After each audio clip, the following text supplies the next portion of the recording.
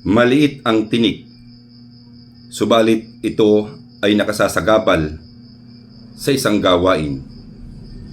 Balakid sa mga layunin kung kaya't hindi binabaliwala ng mga taong apektado nito. Kaya't kung ikaw ay tinik, mag-ingat ka.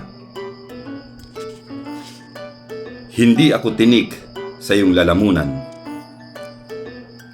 Ako ay may nakita na taong mataba. Maiksi ang paa, kamay ay mahaba. Malaki ang mata, ay malabo yata. Malapad ang tainga, pandinig, mahina. Itong taong ito ay hindi naman alien. Subalit ang balat, kahit mo kurutin. Dahil sobrang manhid, hindi napapansin. Makapal ang mukha't hindi mahiyain. Hindi na sa kanya'y nais pang lamunin. Ang hapagkainang kinakainan niya ay palagi na lang parang mayroong piyesta. Halos napapanis ang maraming tira habang kumakalam ang tiyan ng iba. Ang basura niya ay pagkainan nila.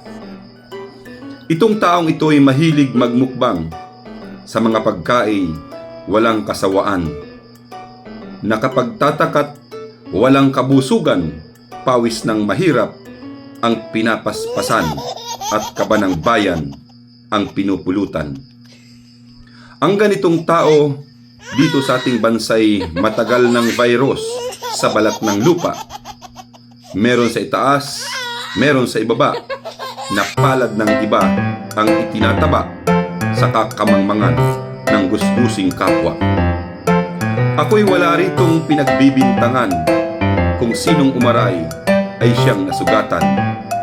Ito pong pagtulay, kabaliwan ko lang. Katulad rin nila na ang kabaliwan mahiga sa pera at kapangyarihan.